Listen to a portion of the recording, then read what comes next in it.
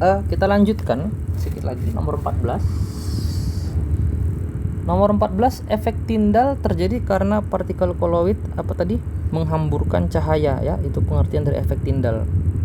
Kalau menyerap cahaya itu nggak ada sifat koloid.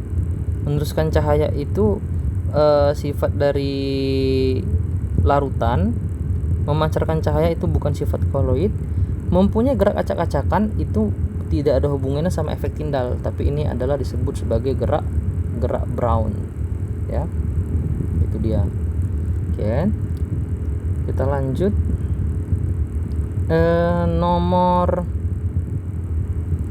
ini udah. Nomor 15.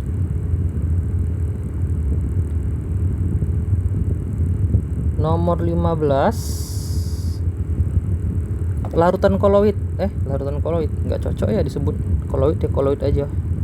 Koloid dapat dimurnikan dengan cara pemurnian koloid itu adalah proses dialisis, ya. Itu proses dialisis apa itu artinya? Memurnikan koloid itu dengan suatu membran semi permeabel. Dengan suatu membran semi permeabel, gitu dia. Nah, kemudian yang nomor 16. Oke. Nomor 16.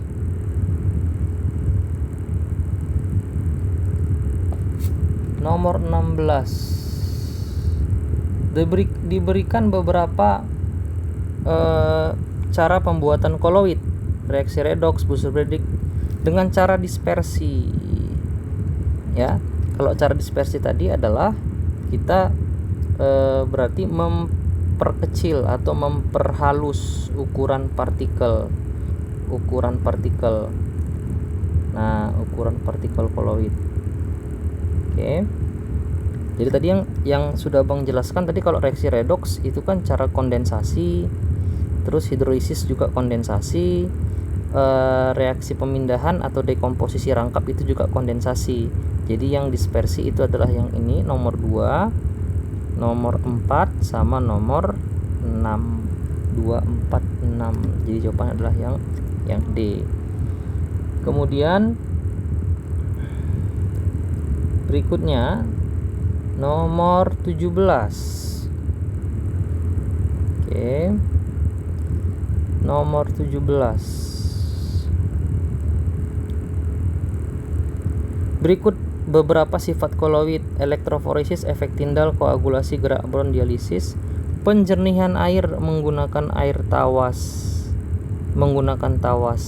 Jadi fungsi daripada tawas, ya, fungsi tawas dalam penjernihan air.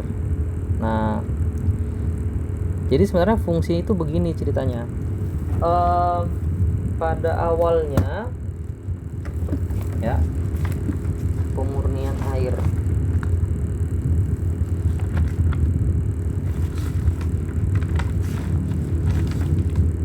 Iya. Jadi pada awalnya tawas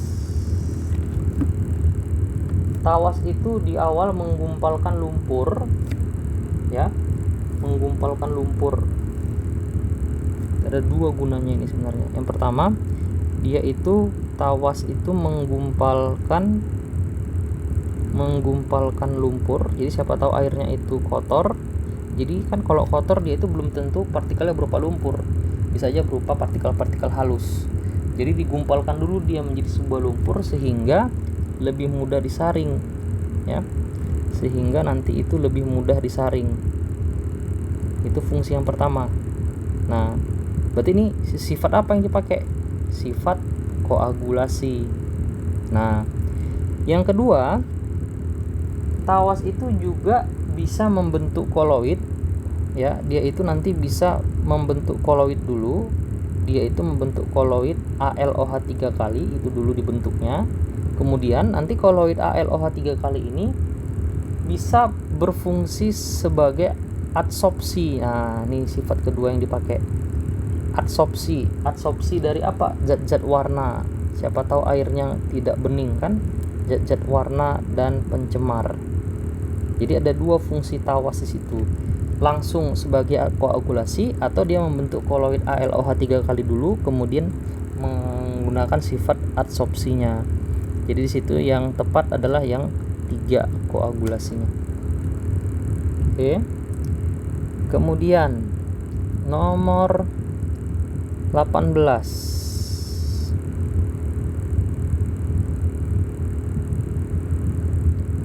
Mutiara adalah sistem koloid. Ya sekarang begini, mutiara itu wujud yang tampak sama kita apa? Wujudnya adalah padat. Berarti ini adalah medium pendispersinya. Berarti zatnya itu terlarut dalam padat. Dalam padat ini dalam gas salah, dalam cair salah, dalam gas salah, dalam cair salah, maka dalam padat. Itu dia caranya ya. Jadi wujud koloid yang tampak itu adalah medium pendispersinya. Jadi karena medium pendispersinya padat, berarti kita katakan fasa terdispersi terlarut di dalam zat padat. Itu dia. Jadi yang bahasanya di dalam zat padat itu cuman yang D ya. Oke, kemudian nomor 19.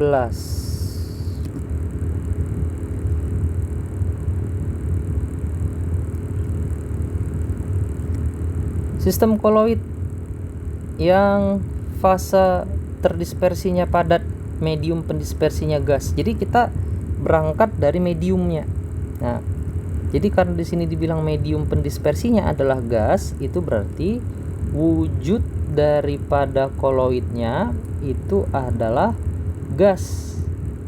Ya, susu itu berwujud cair, kabut berwujud gas, sel itu berwujud cair, tinta berwujud cair, buih itu berwujud cair juga. Jadi ada dua. Yang dia minta yang berwujud gas, medium pendispersinya gas. Sistem yang fase terdispersinya padat, medium pendispersinya gas.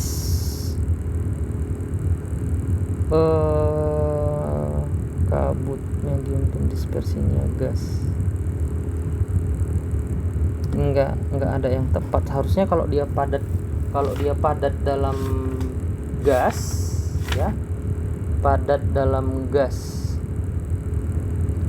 itu kayak, harusnya ini contohnya kayak asap kabut bisa lah ya. Kabut, mungkin kabut di sini maksudnya adalah asap pembakaran ya, asap hasil pembakaran gitu dia. Next, nomor 20.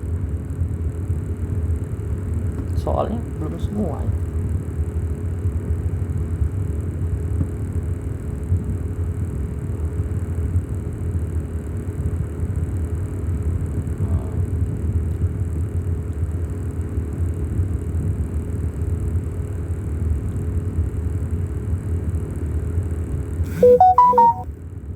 Nomor 20, orang yang terkena penyakit gagal ginjal harus melakukan pencucian darah yang biaya pencucian relatif mahal.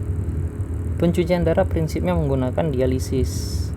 Ya, jadi aplikasinya kalau dalam cuci darah itu nanti namanya dia menjadi hemodialisis. Hemodialisis. Ya, itu dia. Kemudian nomor berikutnya, nomor 21. Kombinasi yang tidak mungkin menghasilkan sistem koloid itu adalah gas dengan gas. Tadi sudah kita singgung di nomor awal tadi. Ini selalu menghasilkan larutan ya, selalu menghasilkan larutan. Oke, kemudian nomor 22.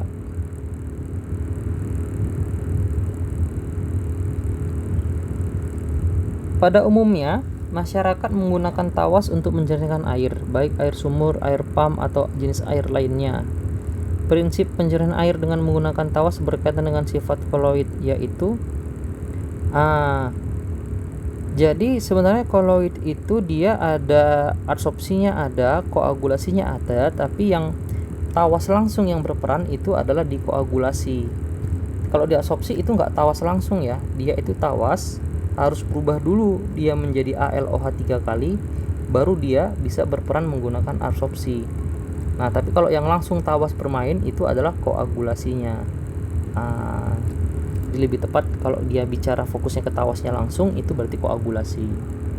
Oke. Kemudian nomor 23. Oke. Nomor 23.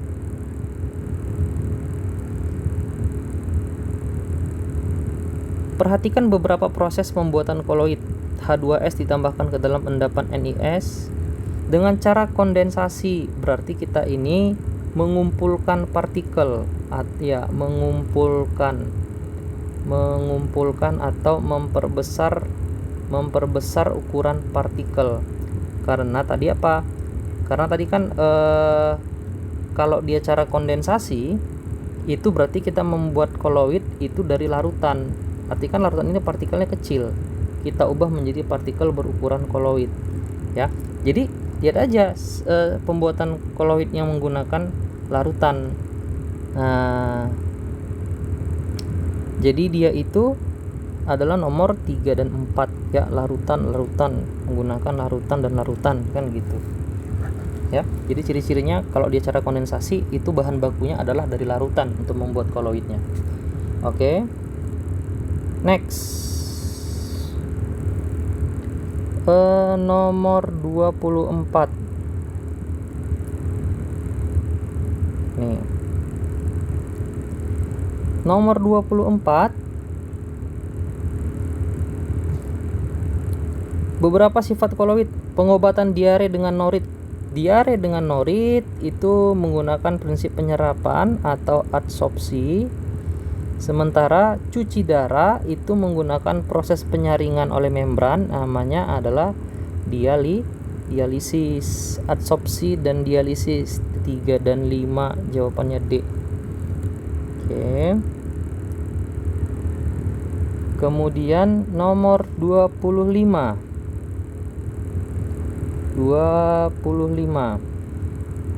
Buih adalah sistem dispersi pada. Nah, jadi buih itu sebutan untuk yang fase terdispersi atau yang terlarut atau yang di bagian dalamnya adalah gas. Nah, medium pendispersinya ya. Medium pendispersinya atau yang di bagian luar itu bisa padat, bisa cair, bisa gas. Tapi ingat, kalau tadi gas dengan gas ya, kalau gas dengan gas itu berarti dia adalah larutan, tidak pernah menjadi koloid ya. Jadi yang merupakan buih itu bisa gas dalam padat, bisa gas dalam cair gitu dia. Jadi buih itu adalah zat padat, gas terdispersi dalam zat padat. Oke, jadi buih di sini mungkin lebih difokuskan kepada buih sabun ya, busa sabun misalnya. Nah, jadi nanti dia itu jawabannya yang D lebih tepatnya.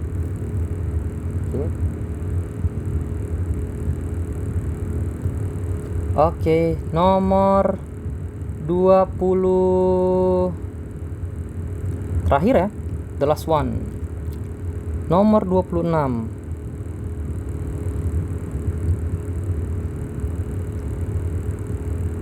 Nomor 26, di antara cara pembuatan koloid berikut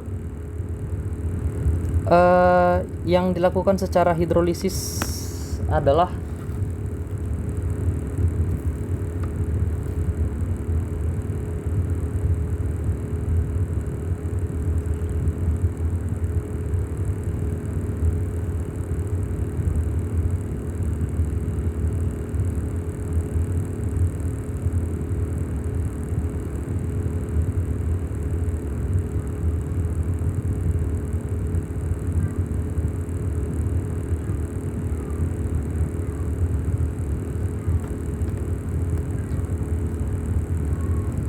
Di antara cara pembuatan koloid berikut yang dilakukan secara hidrolisis. Apa tadi hidrolisis?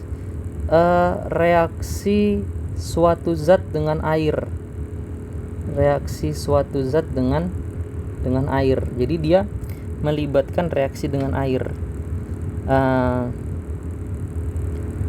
Jadi contohnya itu yang mana dia pembuatan hidrolisis. Ini dia hafalan ini. Kalau dia dengan hidrolisis